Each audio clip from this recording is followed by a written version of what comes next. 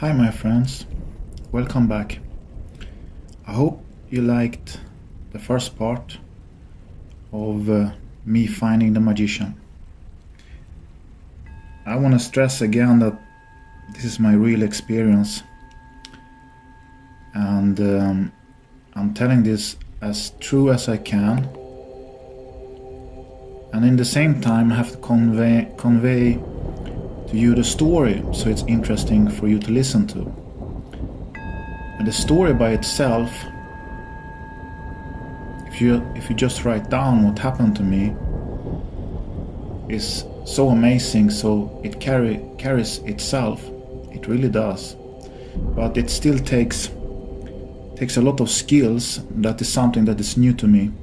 I'm not used to tell this kind of thing to anyone. Plus, it's a bit emotional, and it's a bit difficult to talk about this because it's very private.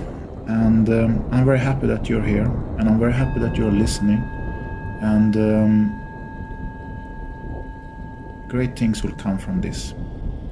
So, welcome back, my friends. So, now you know how I found the magician, and you will find out later that I lost her, and that led to a lot of problems for me.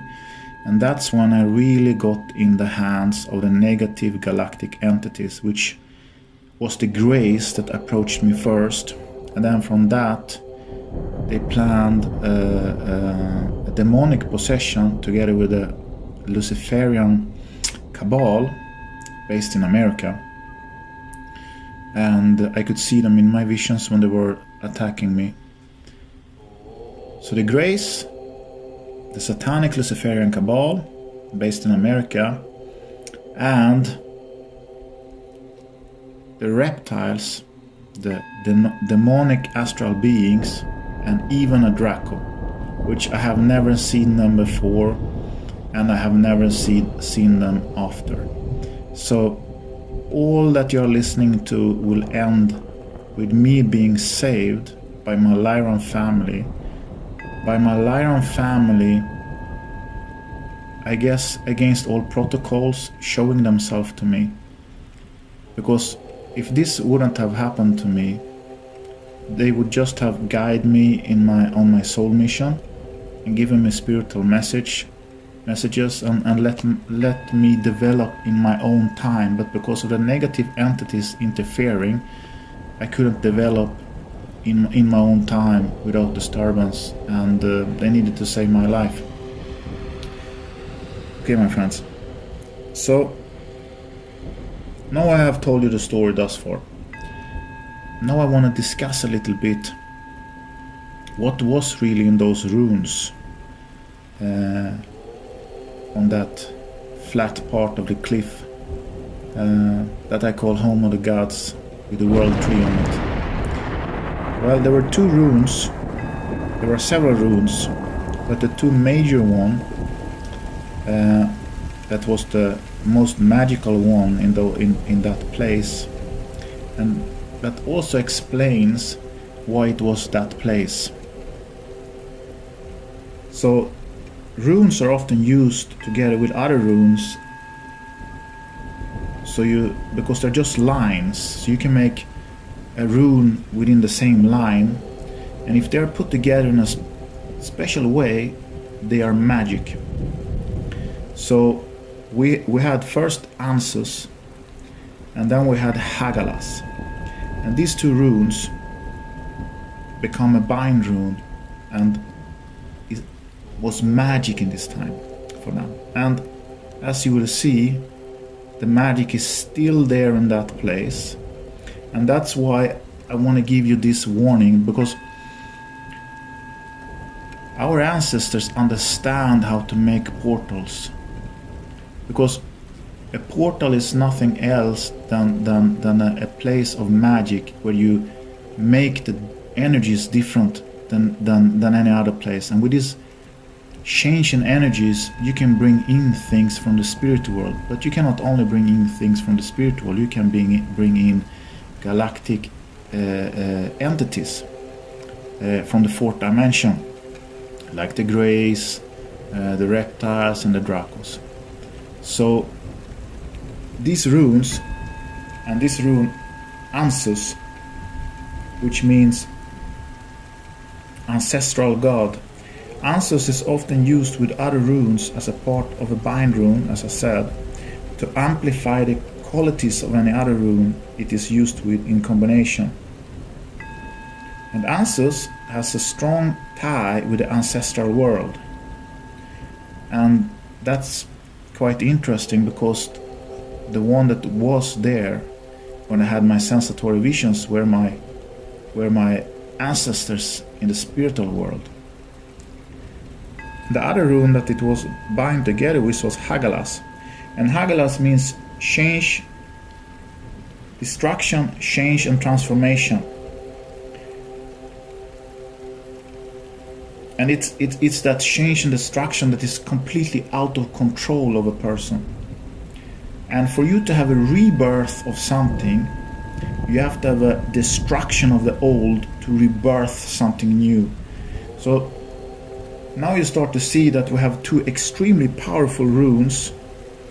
And this is an old cult place where you have the sun settling directly to the west, and sometimes you can have the moon in the back. So it's very obvious why the ancient chose this place, and this place carries so much energy, and I can feel that energy even when I look at the picture, and maybe some of you can sense that energy. So the thing is that magic is real, magic works, and when it's done in the right way, it changes the energy of a place. It changes the energy of a place, and that change of energy can bring spirits in. It works like a portal. And in my sensatory vision, I saw the portal, that upside down whirling cone where the magician were floating in it. So this is therefore it is really, really important that no one goes knowingly to such a place to wake up. So if you're listening to my story, under no circumstances shall you go to a place that you know that is an occult place for ancient people and try to be awakened at that place. This is the most dangerous thing you can ever do, because there will be no one there to support you, and what you will get is the astral world in that place. You will get the astral world, and I couldn't handle it, and very few people can handle it, and it's very, very dangerous. So if you are brought to a special place to be awakened, if that is your journey, there are people like me that have had this journey. You can be awakened in many ways. This is just one way. It was decided I will be awakened like this. So don't even perceive that this is how you will be awakened, as I told everyone before in the other videos. So just understand it's very dangerous.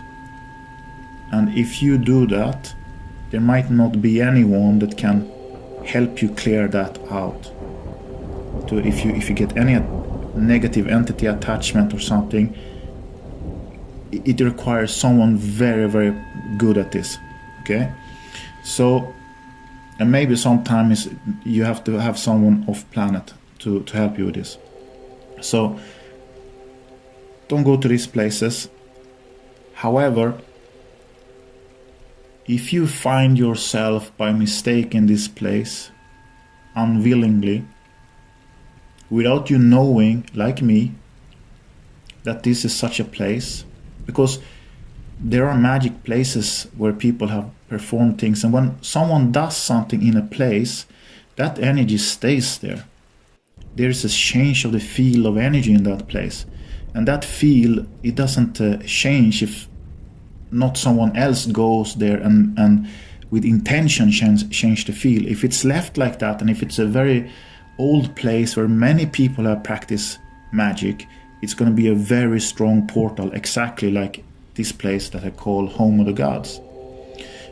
But if you find yourself somewhere in nature and you get awakened in this place, you know, then it is how you should be awakened, because that means that all your spirit guides and all your ancestors and the galactics and everyone that is here helping you, they are the ones performing the magic. They are the ones entering this portal. They are the ones taking care of you.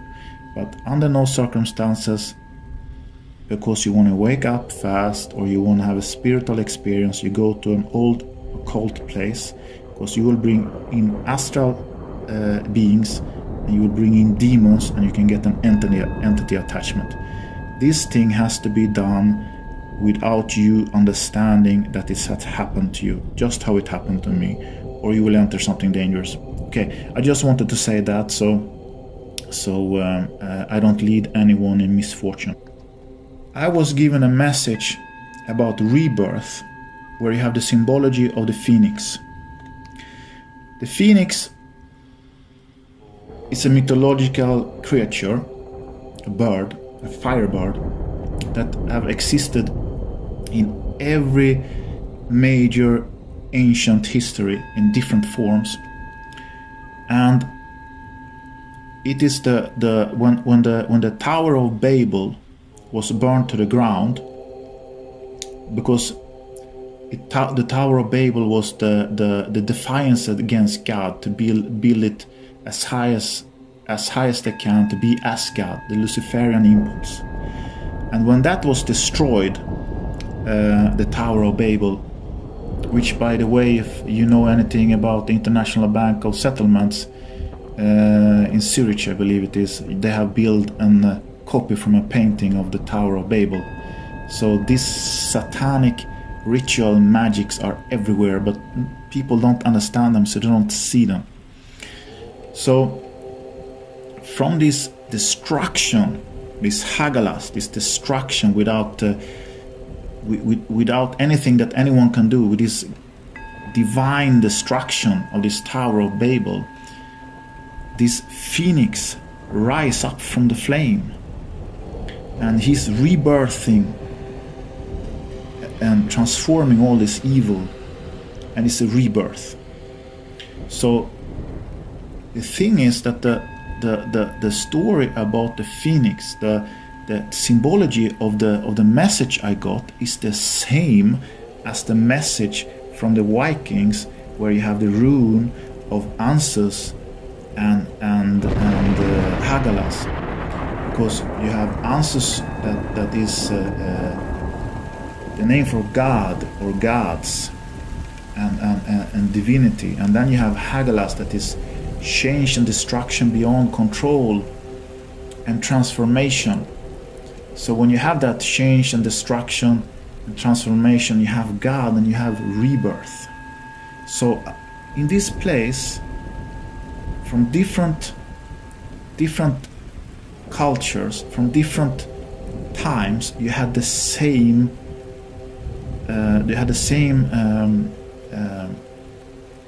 object of rebirth.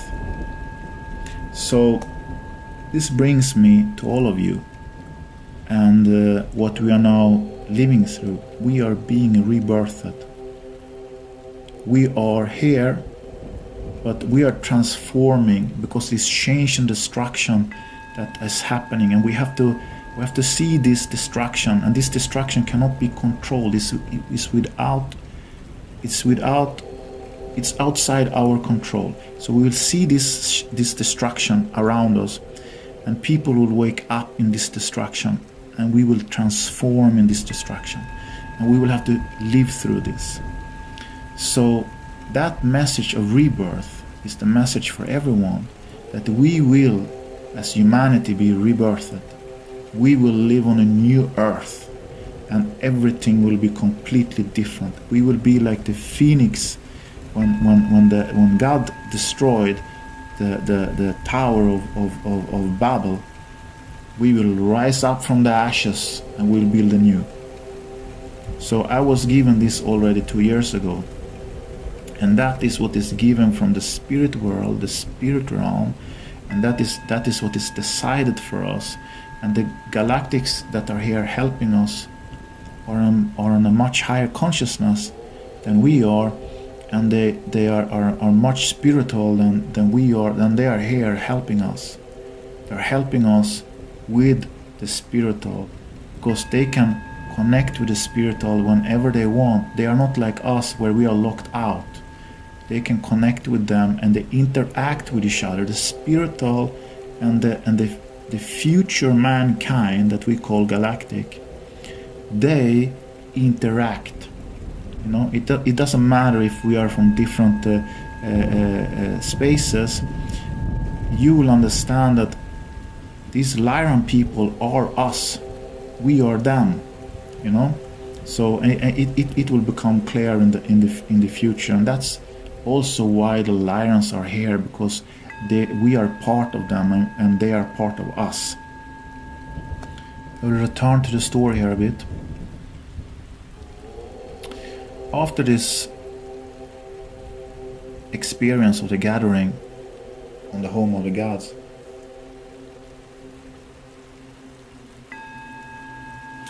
I was trying to heal from the sickness I had. So I had very long walks.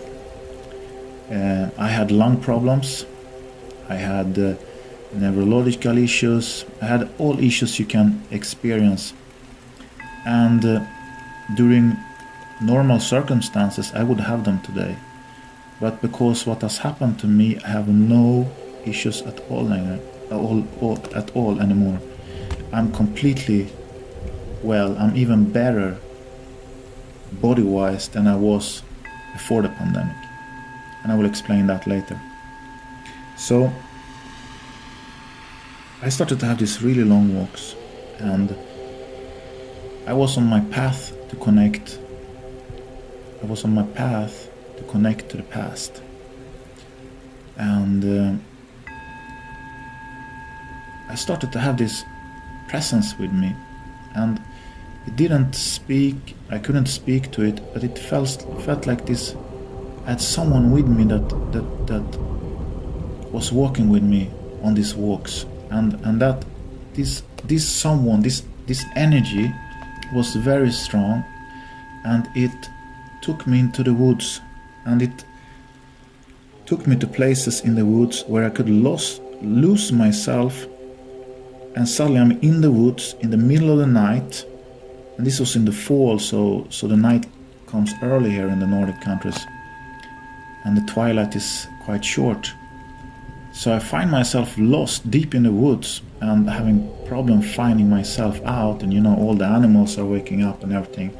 But I wasn't afraid to be in these woods, completely alone, not knowing where I were or anything. I had this presence with me, and I felt absolutely safe and secure, and it was like I was rediscovering everything. And I remember an incident when I am out in the woods, and I lost track of time, and have just found a really big cliff inside the woods, but this one is just full of trees, so you can't see anywhere, but you're really high up. So I come on this cliff, and I see runes on the because this energy wanted me to see all the habitats where people had lived, because I had trained there. I have been here for many years. I have never seen anything, and suddenly I was seeing runes and marker stones and burial places, and they were just everywhere, like I started to see, you know, and I couldn't believe it at first. I remember one of these walks, I found a whole mountainside with big ruins everywhere on the whole. It was amazing. It was just full, the whole side against the sun out to the water. And so I was out in the night. I missed twilight and on this high cliff, and I'm like, oops, I have to get back home. I have to find my way out. And I was looking at these marks from the ruin on this cliff, and I'm looking up and I see 2 deers. They're just like 2 meters from me. And the energies are so special now, and I'm feeling that ascension symptoms all the time now. I'm floating and I feel light in my body, and sometimes when I walk it feels like I'm gonna almost float up, like I'm not heavy like I usually are. And I look up and I see these 2 deers, and they were quite big ones. They look up at me, and we're just 2 meters from each other in the middle of the night. We have this magic connection where they just look at me and they are not afraid of me at all. Like, not at all. They don't even move around, you know. They just look at me carelessly, you know. And I feel this extreme connection with them. And I start to have this connection with animals, like you feel them, you know. They're just not a bird or an animal. You have this real feeling of connection to them, like you feel their soul basically. Anyway, it was a very beautiful moment, and this presence made me walk. This continued for a couple of months, and this presence made me walk in the forest a lot. And I was like searching for this history of this place, because that's what I felt I was supposed to do, and that was what the presence showed me. And one of the days on this walk, I was up, because there are a lot of really big mountains, because we have the water and so it's like a mountain ridge along all the way until you get closer to Stockholm. And I was walking this ridge, and I could just feel that I should go a certain place, you know, because I had this presence with me that was very strong. So I just followed the feeling where we were going, and I get to this place, and I see something on the rock, just like a small carving or something. And I start to scratch this, you know, and it's deep. And I start to with both my hands, and then this is really, really deep. And then I'm thinking, what? This is some really big carving. We're talking like a carving of 1.5 meter, and it's not a Viking carving. It's a picture of something, and it's very deep. And I find sticks, and I start to take away the dirt, and it's 30 centimeter of dirt on top of this carving. That's how deep it is. I clean it off, and it is a snake. There's a big marble white line in the rock. And there is a snake going between the line, back and forth, with a head. And the head of the snake is going downward to 30 centimeter. And it has a tongue. And on the other side of this marble line, there is a man and a woman hugging. Stylized. It's not depicted the face, but it's stylized. A man and a woman, they're hugging. And the woman have like a long dress. You can see the feet out. Very deep carvings. Someone have carved this carving for a very long time. We're talking maybe 5,000 years ago or something. This is not Viking age or something. This is a very primal very deep carving that wasn't visible more than a little line, maybe 4 or 5 centimeters, but I was drawn to go there by this energy presence that was with me. So I took this away, all the dirt, and I could see what it was there. And it was the snake. And during my awakening, I have realized that on this earth, since the beginning of time, and this is what the spirits and my guides wanted to show me, that from the beginning of the time, there has been the cult of the snake, the satanic cult of the snake, the cult of sacrifices.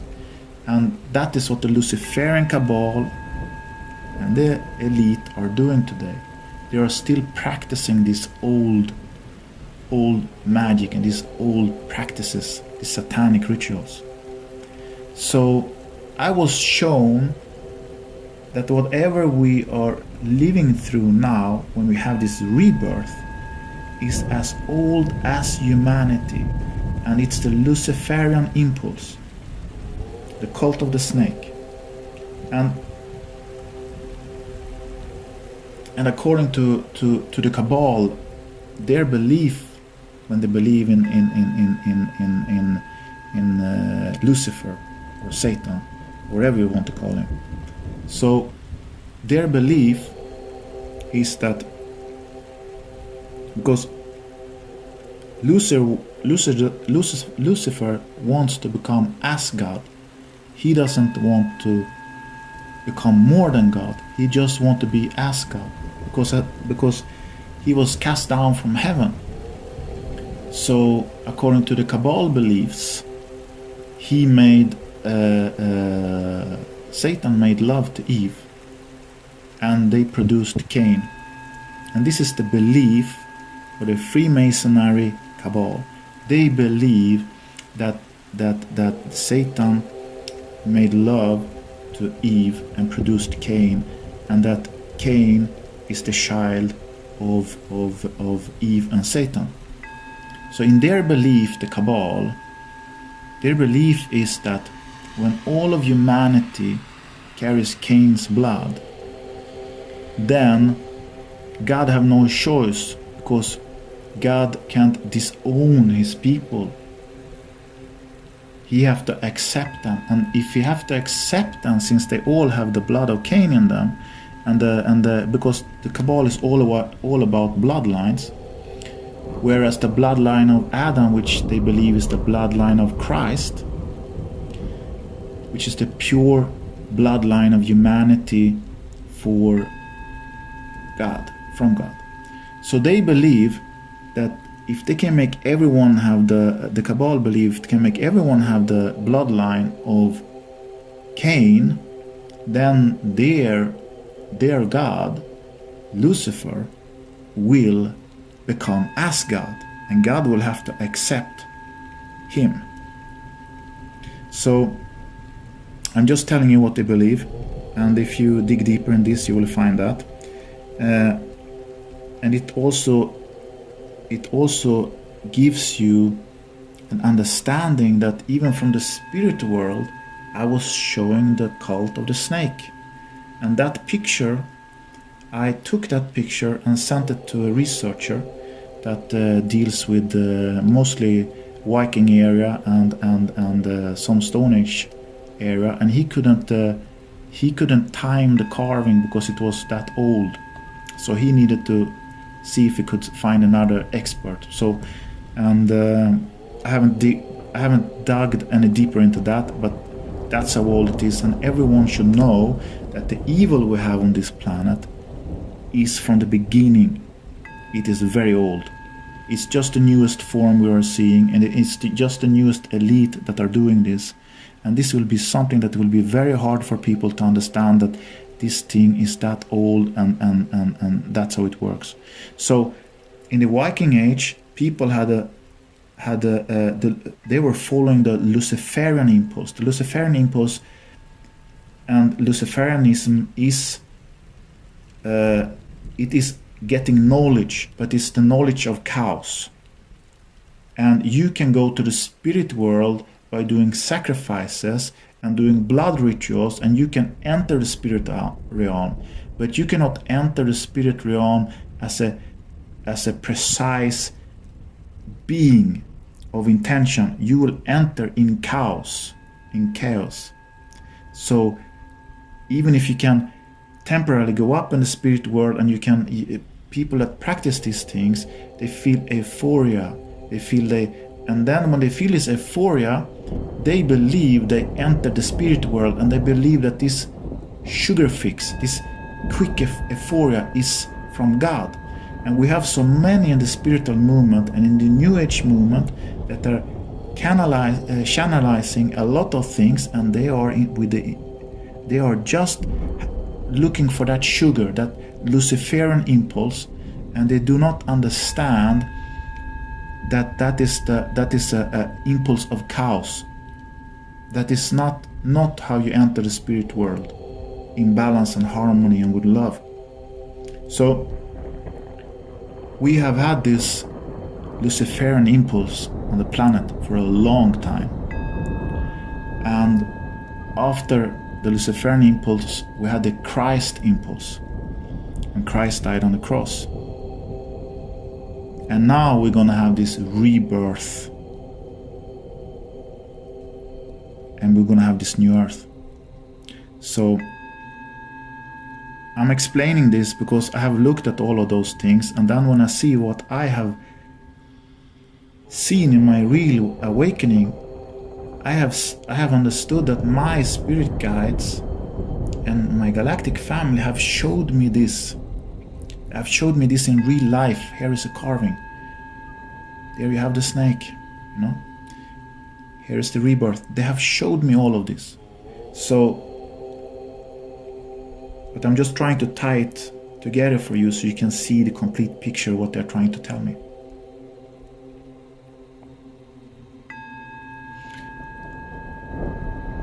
And I want to tell you, I want to end with this. And you know, when we wake up, we get messages from the spirit world, and sometimes these messages are not they are not spoken messages or visions, and all of us get these messages that I'm talking about now, and only you will know what these messages are. But they can usually be animals, because many animals are very easily affected from the spirit world. They are much more connected than we are. They don't have all this hindrance and blockage. They are much more in tune with everything. And what happened to me is that those ravens, I started to see them all the time. And when I went back to that place, home of the gods, and I sat there watching the sunset, I usually get, almost every time I was there, I get the raven on my left shoulder flying by me, or sitting down on the tree on my left. And the second after I get the butterfly on my right shoulder, and sometimes sitting on my right. And that started to happen all the time. And if you're in tune to this, you will know who is your spirit animal. And this spirit animal, they carry different energies from different times if you study esoterica. So, but these ravens can be very easily affected from the spirit realm. And I noticed it very clearly for a long period of time when I was waking up. And it was a beautiful experience. Okay, my friends, that's how far I take the story this time. I hope you enjoyed it, and I hope I made it justice. It's a real experience, and it's quite hard to tell it, but I hope I did a good job, and I hope you gained something from this. Next time we will start with me getting in trouble with the grace, because all of this leads to me having a UFO incident with the grace and being approached by the grace, because I don't understand at this point how important the magician is, that she was sent here to keep me safe, and I make a mistake, so I'll lose her. So that's where we will start next time. However, I have some private matters I have to do, and I have some training that I'm doing at the moment. So it might take a little time before I get the next part of my spiritual journey, finding Lyra. But I will release small things where I will discuss certain things that I think is important for people to know. And I'm really happy that you're here, and I'm really glad you listened to this. And if you feel like it, please share this. Please share this and see that people can get this information, because it is my real experience. How incredible it sounds, it is a real experience. And with just listening to me, without me being the most advanced person in esoteric or having the most giant knowledge of anything really, but just my experience, which is so profound, it will help many that is going to do this spiritual journey, because we ascending to this new plane, to this new earth, means that we have to do a spiritual journey. And this is mine, and I hope you enjoyed it, and so please share it. Please leave comments on my Telegram chat group. You can ask me things, because maybe there are certain things I didn't explain, or something you want to know about, and if I know something about it, I will answer you directly. So with that being said, another time.